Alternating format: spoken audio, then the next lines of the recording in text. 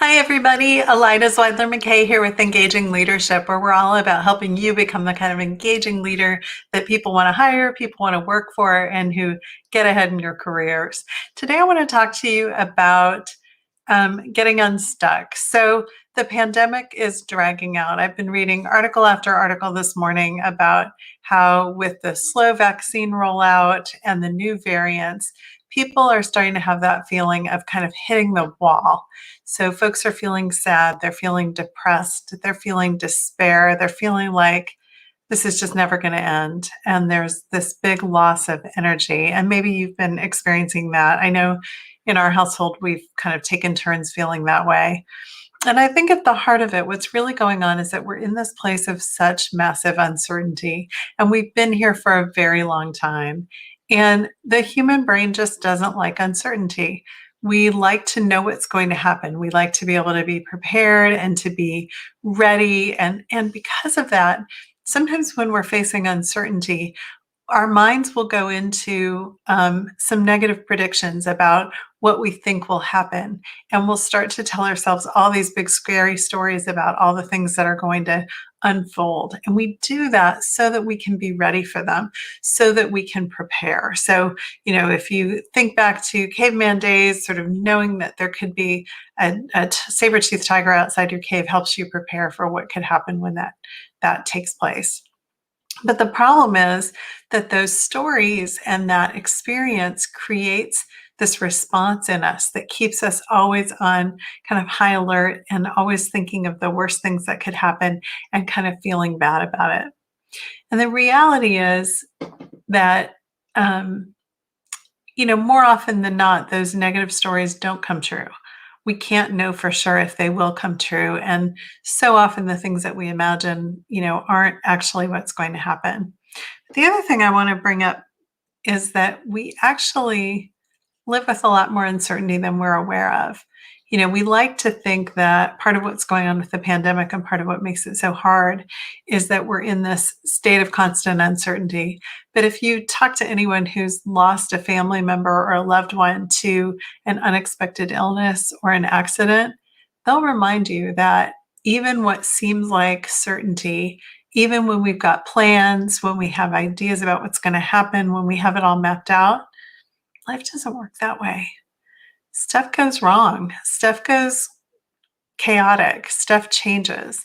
And so, that's just my reminder that even when I think I know how things are going to play out, they don't always play out the way I expect them to.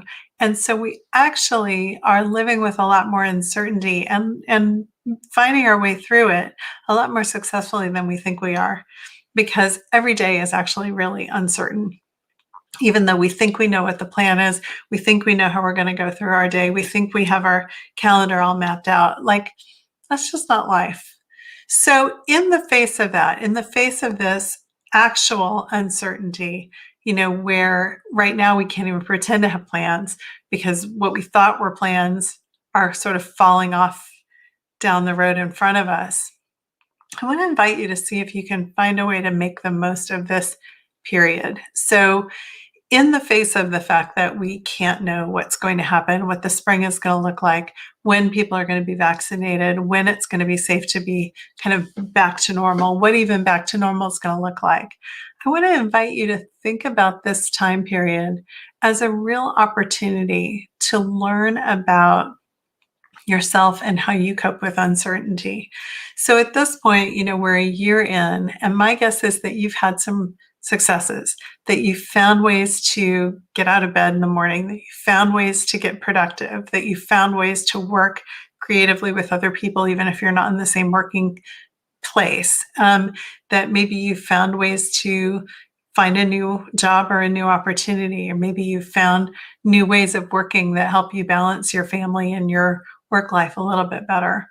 I want to invite you to take some time to really reflect on and appreciate the progress that you have already made. Really appreciate all the ways that you've already found solutions. You've already made the most of this. You've already found some gold in the face of all this uncertainty. You've already developed some flexibility. And just give yourself a moment now to take a deep breath and focus in on that and recognize that you have made some things possible for yourself that maybe you weren't so aware of that you needed to know how to do. Or maybe you've just been kind of slogging along, you've just been kind of doing what needed to be done. I want to invite you now to really put that in context and see it for the win that it is.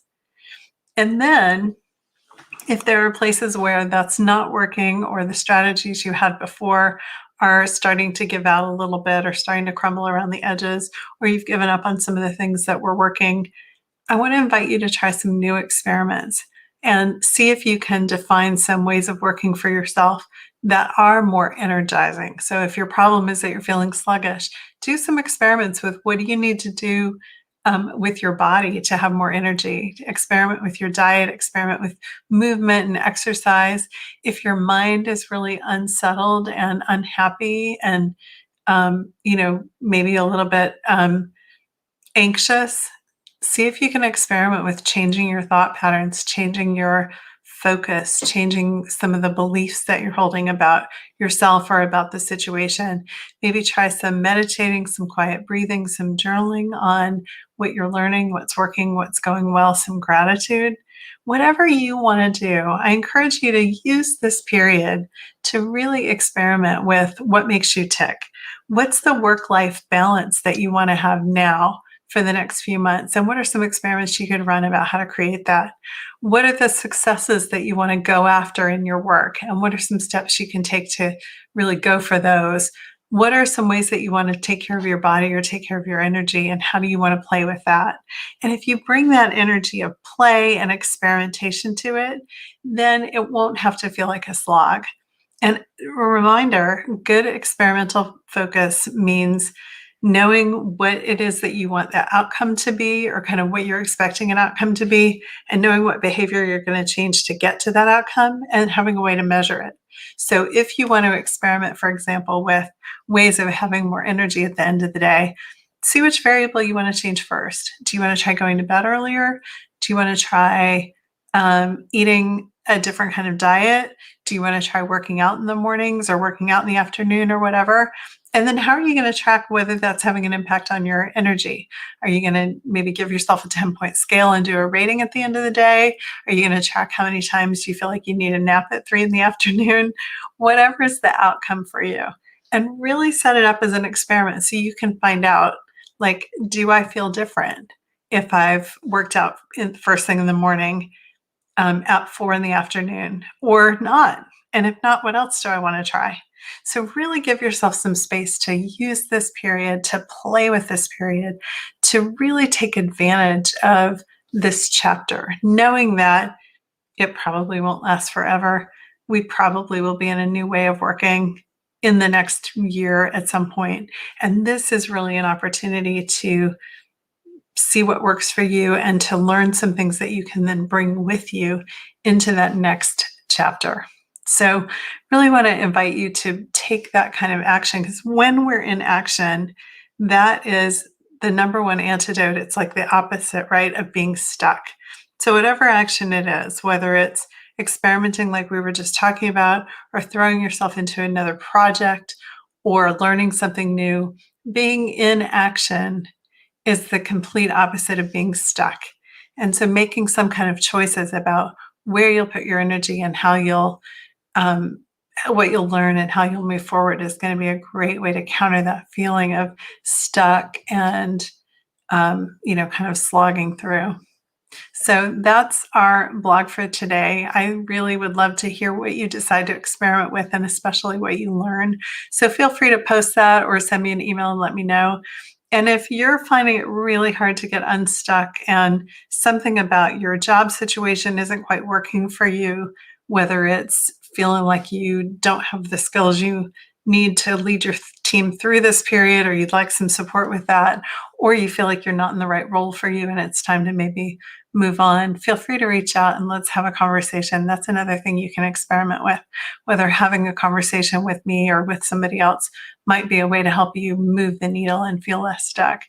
You can book a call with me at zmcoach.net/call. We'll get on the phone for about 45 minutes and talk about your situation and come up with a real plan for you to get into that next thing, whatever that might be for you.